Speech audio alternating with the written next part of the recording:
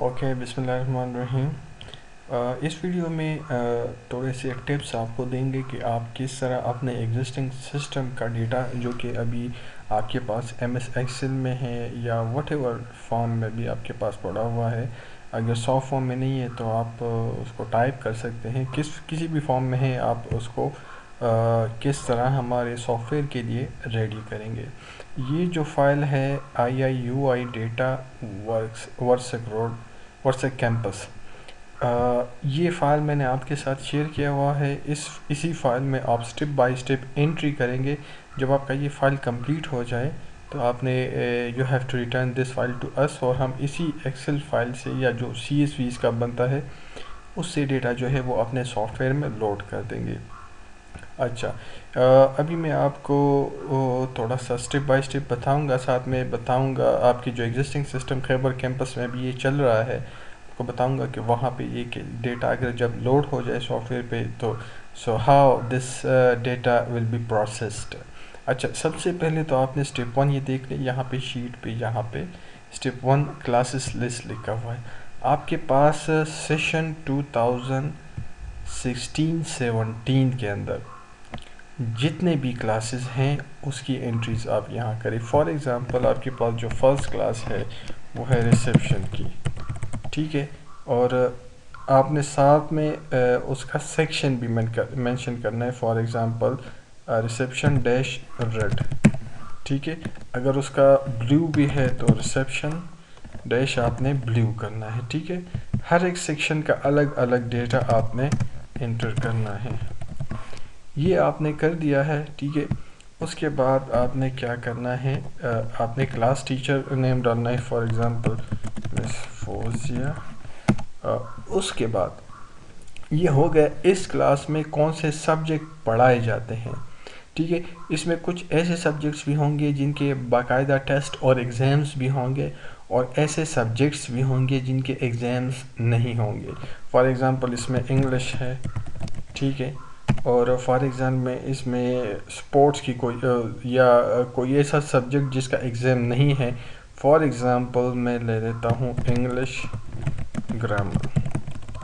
अगर इसका एग्ज़ाम नहीं है तो आपने क्योंकि हमने इसकी सेटिंग भी इस तरह रखनी है सिस्टम में, क्योंकि एग्ज़ाम में फिर ये सब्जेक्ट जो है वो लोड नहीं होंगे, तो इसके साथ आप यहाँ पे एक स्टेरिक लगा लें, जिससे हम ये अज्यूम करेंगे कि ये सब्जेक्ट तो वैसे पढ़ाया जा रहा है लेकिन इसका एग्ज़ाम नहीं होता, ठीक है। या समटाइम दिस इज़ पॉसिबल कि आपके फॉर एग्ज़ाम्पल 2 सब्जेक्ट्स मिला के उसका एक एग्ज़ाम होता है, तो वो भी आप साथ में मेंशन कर सकते हैं डबल स्टेरिक के साथ या कुछ भी। लेकिन अभी इसमें जो रिसेप्शन की जितने भी सब्जेक्ट्स हैं वो आप यहाँ पे एंटर करें। फॉर एग्ज़ाम्पल मैथ्स है, और उसके अलावा उर्दू है या सोशल स्टडी, ये सारी चीज़ें आपने मेंशन करनी है, ठीक है। याद रखिए कि जो भी स्पेलिंग आप सब्जेक्ट का लिखते हैं वो सेम होना चाहिए। स्पेलिंग डिफरेंट होंगे तो वो फिर सिस्टम उनको डिफरेंट सब्जेक्ट कंसिडर करेगा, ठीक है। बल्कि कंप्लीट स्पेलिंग ही लिखा करें। फॉर एग्ज़ाम्पल सोशल स्टडी, ठीक है। अच्छा, ये हो गया। उसके बाद जितने और सब्जेक्ट्स हैं यहाँ पे आप और भी डालते जाएं, तो आपके पास जितने रिसेप्शन से फिर ग्रेड 1 ग्रेड 2 ग्रेड 10 तक, और फिर कैम्ब्रिज या ओ लेवल की जितनी क्लासेस हैं उसकी तमाम एंट्रीज कर सकते हैं।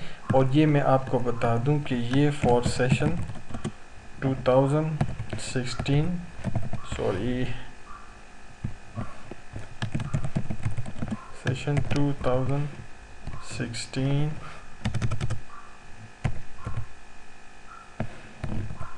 to 17 होगा, ठीक है।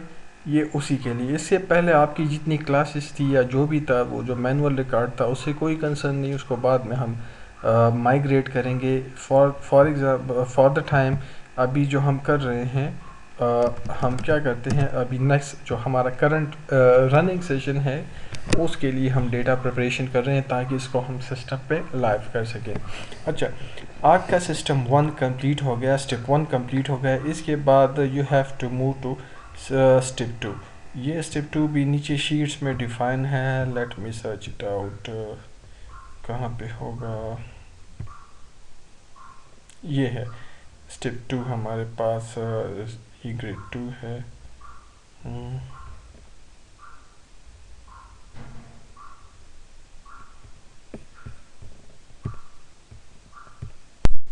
अच्छा, दिस इज स्टेप 2। स्टेप 2 में आपने क्या करना है, हर एक क्लास की जितनी भी फीस स्ट्रक्चर्स हैं वो डिफाइन करने हैं। अब ये थोड़ा सा मैं आपको एक्सप्लेन कर दूं कि what I mean actually by fees structure. देखिए, आपके पास जो भी स्टूडेंट एडमिट होता है वो किसी फीस स्ट्रक्चर के अंडर एडमिट होता है। लेट सपोज एक स्टूडेंट आपके पास आता है और उसको आप कोई कंसेशन नहीं देते, तो उसका फ़ी स्ट्रक्चर होता है फुल फ़ी। अब ये देखिए, यहाँ पे मैंने लिखा हुआ है कि ग्रेड 1 के लिए फुल फ़ी के अंदर फ़ीस की क्या डिटेल्स होंगी। ये देखिए, अगर मैं फुल फ़ी में ग्रेड 1 को देखूँ तो एडमिशन फ़ी फॉर एग्ज़ाम्पल 10,000 है, सिक्योरिटी फ़ी जो है वो 5,000 है, ट्यूशन फ़ी जो है वो this one this one this one this one, ठीक है। अच्छा, उसके बाद यहाँ पे फिर उसी क्लास के लिए टीचर सन शुरू हो जाता है, जो कि एक दूसरा फ़ी स्ट्रक्चर है। अब this fee structure belongs to दो स्टूडेंट आपको जिसको कंसेशन देना चाहते हैं, टीचर सन है या स्टाफ का कोई चार्ट है या वॉट एवर, उसके लिए ग्रेड 1 के लिए टीचर सन के लिए आपके पास ये फ़ी स्ट्रक्चर जो है वो यूज़ होगा। अब इसकी जो अमाउंट है और ऊपर फुल फ़ी की जो अमाउंट है वो थोड़ी सी डिफरेंट है, ठीक है। इसको मैं आपको सॉफ्टवेयर में भी दिखाऊंगा, लेकिन मैं आपको एक बात यहाँ पे क्लियर बता दूँ, कोई भी स्टूडेंट आप एडमिट करेंगे या इसी सिस्टम से माइग्रेट करेंगे, उसका कोई फ़ी स्ट्रक्चर ज़रूर होगा। अगर आप ये सोचते हैं कि नहीं बस हम उसको फुल फ़ी में रख लेते हैं और उनसे जब फ़ी रिसीव करते हैं या उसका जब बैंक चालान प्रिंट करते हैं उस वक्त हम उसको डिस्काउंट कर देंगे, उसको एडिट कर देंगे, तो उस वक्त ये एडिट नहीं होता। आपने स्टूडेंट को 1 रुपये का भी डिस्काउंट देना है और आप समझते हैं कि वो डिस्काउंट परमानेंट बेसिस पे है, मतलब आज भी है, 1 महीने बाद भी होगा, 3 महीने बाद भी होगा, वो उसके साथ कंटिन्यूस होगा, तो आपने स्टूडेंट के लिए उसका फ़ी स्ट्रक्चर डिफ़ाइन करना है कि, और आपने साथ में मेंशन करना है कि वो डिस्काउंट आप कहाँ पे दे रहे हैं, ठीक है। फॉर एग्ज़ाम्पल अभी आप देख ले तो इसमें लेट सपोज मैं कहता हूँ यहाँ पे फुल फ़ी जो ट्यूशन फ़ी है वो 4,600 है, लेकिन अगर मैं टीचर सन के लिए ट्यूशन फ़ी की बात करूँ तो वो 2,300 है, ठीक है। अब दोनों एक क्लास में है, 2 स्टूडेंट्स होंगे एक क्लास में होंगे, एक को टीचर सन का फ़ी स्ट्रक्चर अलॉट किया गया है, दूसरे को फुल, तो एक को 4,600 पे करने होंगे और एक को 2,300 पे करने होंगे, ठीक है।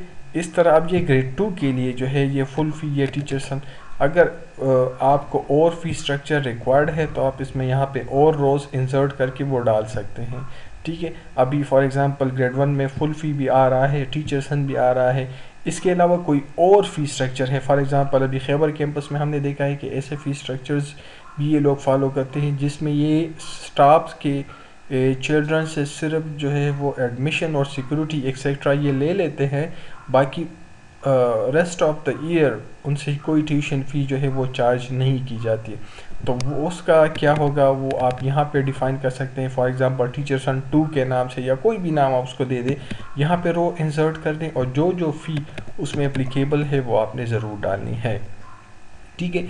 तो ये हर एक क्लास, जितने भी आपके पास क्लासेस हैं सब के लिए जो है आपने ये फ़ी स्ट्रक्चर जो है ये आपने डिफ़ाइन करना है। अच्छा, एक जो चीज़ मैं बता दूं, फॉर एग्जांपल अभी ग्रेड 1 है, इसके येलो रेड और ब्लू सब के लिए एक फ़ी स्ट्रक्चर अप्लाई हो रहा है, तो आप इसको कामा के साथ इस तरह करते कि ये ग्रेड 1 रेड के लिए भी है, ब्लू के लिए भी है और येलो के लिए भी है, ठीक है। तो इससे हम समझ जाएंगे कि तमाम तीनों सेक्शन पे ये सेटिंग जो आपने की है, इसको मैं हाईलाइट कर लेता हूँ, ये आपने तीनों सेक्शंस के लिए डिफ़ाइन की है, ठीक है, यहाँ तक, क्योंकि इसके बाद ग्रेड 2 शुरू हो जाता है। तो ये इससे हम रिज्यूम कर लेंगे कि ग्रेड 1 येलो रेड और ब्लू के लिए आपका ये फ़ी स्ट्रक्चर जो है ये डिफ़ाइन है। ये मैं आपको थोड़ा सा, अब अगर ये क्लियर नहीं है तो मैं सॉफ्टवेयर में बता दूं कि सॉफ्टवेयर में ये किस तरह चलता है। हम आपके खैबर कैंपस का सॉफ्टवेयर ओपन कर लेते हैं थोड़ी देर के लिए, और आप वहाँ पे ये चीज़ जो है वो देख लें कि आपका फ़ी स्ट्रक्चर किस तरह काम करेगा।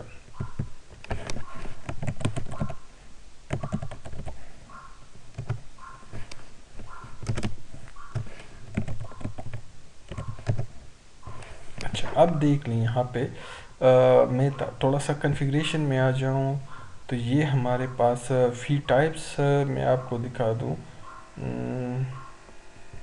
फ़ी मैनेजमेंट में, सॉरी, ये हमारे पास फ़ी टाइप्स है। फॉर एग्ज़ाम्पल अगर एडमिशन फ़ी है तो charge at the time of admission, ठीक है, इसको मैं इस तरह करता हूँ। ये सारे खैर जितनी भी आपकी फ़ी फॉलो हो रही है, एडमिशन फ़ी है, ट्यूशन फ़ी है, या कोई एडमिनिस्ट्रेटिव चार्जेस है, या प्रमोशन फ़ी है, जो भी है, हर एक के साथ हमने उसकी डिस्क्रिप्शन लिखी की है, वो आपने हमें प्रोवाइड करनी है। इसका लिस्ट व्यू अगर हम देख लें तो ये देखें, ये सारी फ़ी है। इसको आप यहाँ पे वीडियो को पास कर दें। इसी तरह ये चीज़ें भी हमें रिक्वायर्ड होंगी कि फॉर एग्ज़ाम्पल जो जो फ़ीस आपके चल रहे हैं वो आपने इसी तरह इसमें लिखने हैं। किस तरह एक्सेल शीट बनाएं और उसमें इसी तरह ही इस चीज़ को लिख लें। फॉर एग्ज़ाम्पल इसमें प्रमोशन फ़ी की मैं बात करूँ, टाइम ऑफ प्रमोशन साल बाद ये होता है, और ये जो इसकी फ़ी कैटेगरी है ये एनुअल फ़ी है।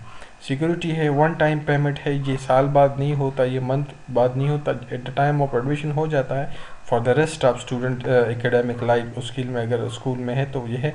और इसका जो फ़ी कैटेगरी है वो टाइप है रिफंडेबल, ठीक है। तो आपने ये फ़ी इस तरह डिफ़ाइन करने हैं।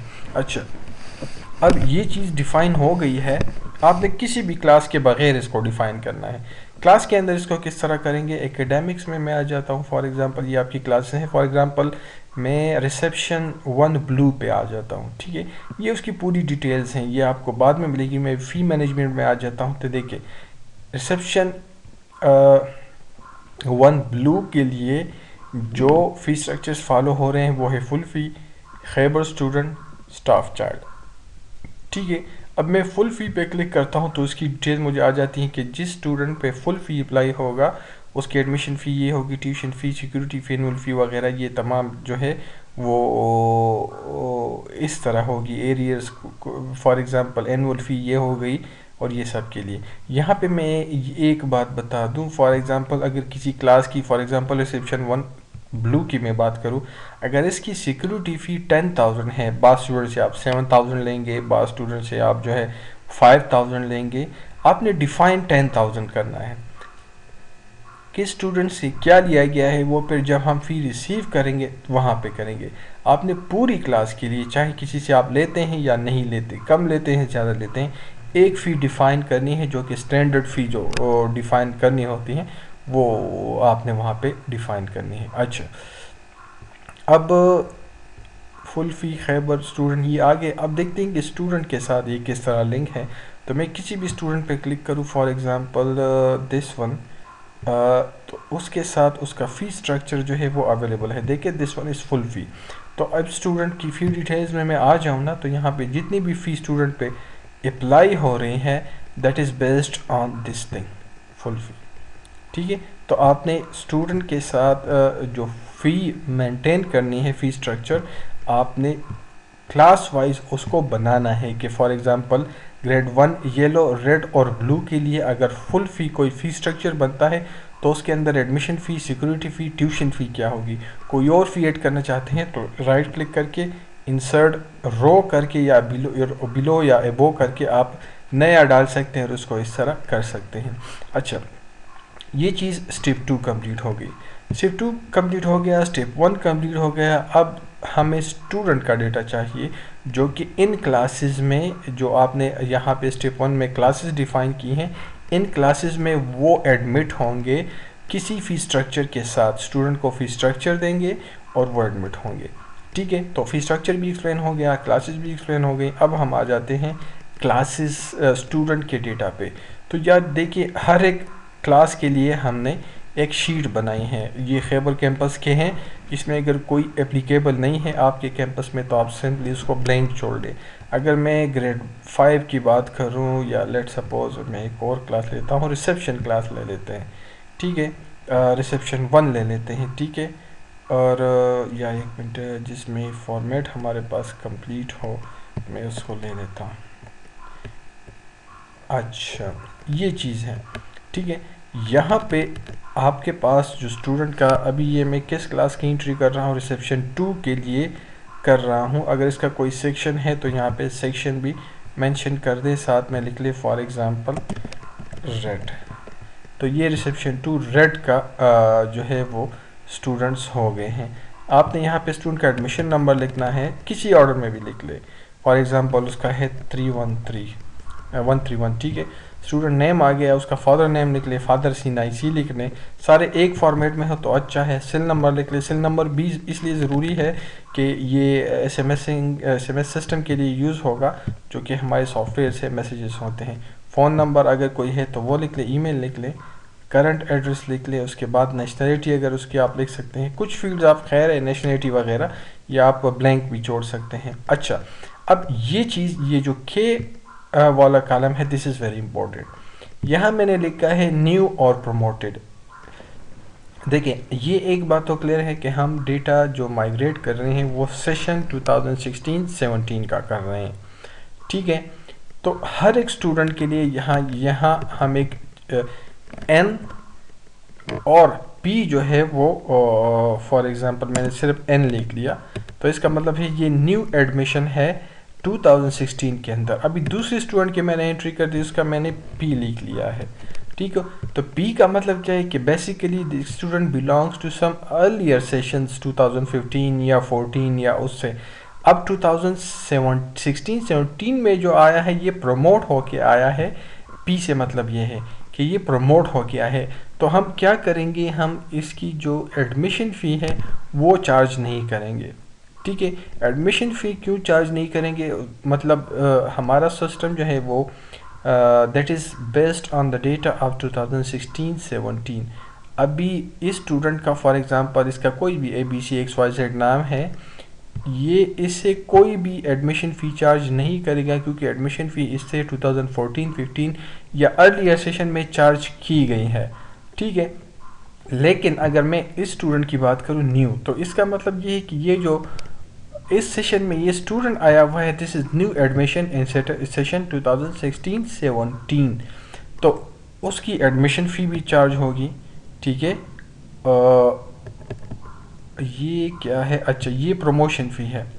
अच्छा, एडमिशन फ़ी चार्ज होगी, प्रमोशन फ़ी अगर कोई है, क्योंकि इसके लिए तो होगी नहीं, ये तो आया था, नई एडमिशन हुई है, तो ये एडमिट हो क्या है, इसकी पिछले सेशन से प्रमोट नहीं हुआ तो उसकी प्रमोशन फ़ी नहीं होगी। अलबत्ता इस स्टूडेंट की जो जिसके साथ पी लिखा हुआ है, इसकी एडमिशन फ़ी तो नहीं है, लेकिन इसकी प्रमोशन फ़ी ज़रूर होगी, ठीक है। वो प्रमोशन फ़ी हम यहाँ पे लिख लेंगे, ठीक है।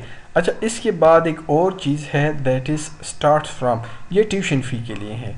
फॉर एग्ज़ाम्पल अभी ये तो बेसिकली न्यू स्टूडेंट्स के लिए अप्लाइड होगा ये कॉलम, ठीक है। क्योंकि फॉर एग्ज़ाम्पल अभी आपका सेशन स्टार्ट हुआ है अगस्त 2016 से, लेकिन ये जो स्टूडेंट आया हुआ है इस रिकॉर्ड में, जो फर्स्ट नंबर स्टूडेंट है, ये दिसंबर 2016 में आया है, तो इसकी जो ट्यूशन फ़ी है वो दिसंबर 2016 से स्टार्ट होगी, ठीक है। 2016। तो इससे हमें फ़ायदा ये होगा कि हमें पता चलेगा कि इस स्टूडेंट के अगेंस्ट नवंबर और अक्टूबर या सितंबर और अगस्त की फ़ी जो है वो उसको चार्ज नहीं करनी। अच्छा, अब ये क्या मतलब है, फ़ी पैड टेल। अब ठीक है, ये स्टूडेंट तो दिसंबर 2016 तक आया हुआ है, लेकिन आपके बुक्स में इसने कहाँ तक फ़ी पे की है। अभी फॉर एग्जांपल मार्च चल रहा है, तो मार्च तक इसने फ़ी पे की है, या जनवरी तक की है, या कोई भी मंथ हो, इसने लास्ट किस मंथ का फ़ी पे किया है। फॉर एग्जांपल इसने फरवरी तक क्या किया है, ठीक है। तो ये फरवरी तक आ जाएगा। हमारा सिस्टम भी इसी को इसी तरह ट्रीट करेगा। अब इससे क्या मुराद है, इससे मुराद ये है कि मार्च की फ़ी जो है उसमें ये डिफ़ॉल्टर में आएगा, ठीक है। अभी कोई स्टूडेंट है वो उसने मार्च तक की है, तो आप यहाँ मार्च 2014 मैंने लिख दिया है, 17 है, मार्च 2017 में आप उसको वहाँ पे लिख लेंगे। तो उससे फ़ायदा हमें ये होगा कि वो स्टूडेंट जो है वो जब सिस्टम चालान्स वगैरह जनरेट करेंगे, फ़ी डिफ़ॉल्टर जनरेट करेंगे, तो उससे वो डिफ़ॉल्टेड लिस्ट में नहीं आएगा, बल्कि सिस्टम उसको इस तरह पे कर देगा, एज्यूम कर लेगा कि दिसंबर से लेके या जिस मंथ से भी उसकी फ़ी स्टार्ट हुई है, फॉर एग्ज़ाम्पल अभी ये देखिए ये प्रमोशन में आ रहा है तो ये इसकी फ़ी अगस्त से ही स्टार्ट होगी, अगर अगस्त से आपका सेशन स्टार्ट हो रहा है, ठीक है, क्योंकि ये पिछले क्लास से प्रमोट होके आया है तो फ्रॉम डे मंथ फर्स्ट ये मौजूद था, अगस्त सितंबर अक्टूबर नवंबर दिसंबर जनवरी और मार्च तक ये मौजूद था। मार्च तक इसके अगेंस्ट फ़ी चार्ज होगी और मार्च तक ही इसने पे की है, ठीक है। तो ये आप यहाँ पे मार्च 2017 लिख लेंगे तो हमें ये पता चलता है इससे कि इसकी तमाम फ़ीस जो है वो पे की गई है मार्च 2017 तक, जबकि फरवरी 2017 तक मतलब ये है कि इसकी कुछ फ़ी जो है वो रहते हैं। सिस्टम इसको किस तरह डील करेगा मैं आपको दिखा दूँ।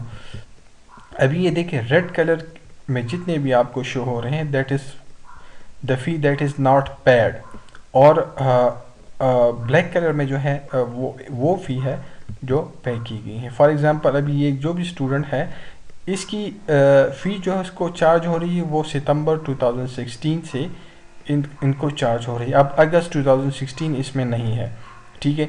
तो उसका मतलब ये है कि ये अगस्त 2016 में ये स्कूल में नहीं थी, सितंबर में आई थी, अक्टूबर नवंबर इसकी पे है, दिसंबर जनवरी फरवरी मार्च अभी इसको पे करना है, ठीक है। तो ये टोटल पेबल इसको 16,800 या इस तरह जो भी है वो इसके अगेंस्ट बन रहे हैं और ये इसको पे करेगी।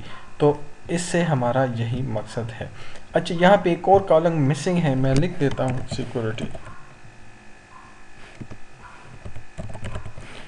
ये कॉलम जो है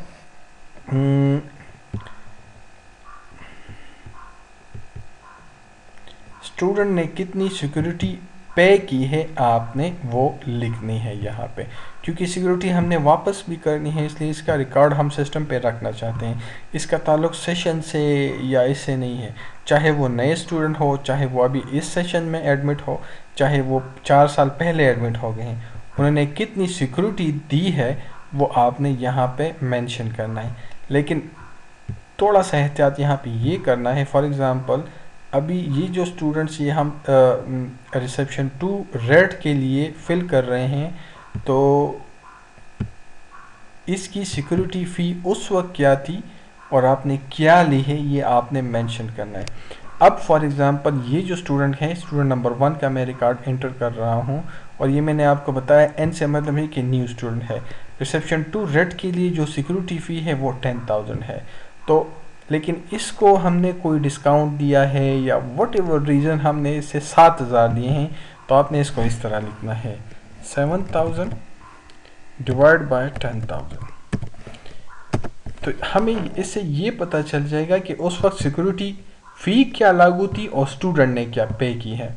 ये चीज़ इम्पोर्टेंट है। ये तो वैसे सिक्योरिटी फ़ी क्लास में भी डिफ़ाइन हो जाती है। अगर मैं इस रिसेप्शन 1 क्लास में आ जाता हूँ, उसकी फ़ी मैनेजमेंट में आ जाता हूँ, तो यहाँ पे फुल फ़ी में आप देख लें सिक्योरिटी फ़ी है कि वो है 5,000, वो ऑलरेडी डिफाइंड है। लेकिन स्टूडेंट ने कितनी पे की है अब ये डिपेंड करता है फ्रॉम स्टूडेंट टू स्टूडेंट। तो लेकिन क्लास के लिए जो डिफ़ाइन है वो है 5,000। तो अब ये दोनों मकसद हमारे जो है वो सर्व करते हैं। एक ये सर्व कर रहा है कि उस वक्त क्लास की सिक्योरिटी फ़ी क्या थी और स्टूडेंट ने कितनी पे की है। अब फॉर एग्ज़ाम्पल ये जो दूसरा स्टूडेंट है यहाँ पे हम एंट्री करेंगे जो कि प्रमोट होके आया है, उस वक्त सिक्योरिटी 10,000 नहीं थी, फॉर एग्ज़ाम्पल 7,000 थी और स्टूडेंट ने 7,000 ही पे की है। तो आप इसको इस तरह लिख लेंगे कि उस वक्त सिक्योरिटी भी 7,000 थी और स्टूडेंट ने 7,000 जो है वो पे की है। तो इसी तरीके से आप ये तमाम जो शीट्स हैं ये फिल कर लें, ठीक है। कोई भी क्वेश्चन हो तो आप मुझे कॉल कर सकते हैं, कामरान को कॉल कर सकते हैं, वसीम आपकी हेल्प कर सकता है, ठीक है। मेरा नंबर है 034693337776 मेरा नंबर है कामरान, और वसीम के नंबर भी मैं आपके साथ शेयर कर दूंगा। कोई भी क्वेश्चन हो ये आप हमें कंसर्न कर सकते हैं, लेकिन you have to return this file before 23 March. आपने जितना भी टाइम इस पर स्पेंड करना है वो कर ले, लेकिन जो भी है वो आपने 22 मार्च तक ख़त्म करना है, क्योंकि हमें कुछ 5, 6, 7, 8 दिन चाहिए होंगे इसको प्रोसेस करने के लिए। Thank you.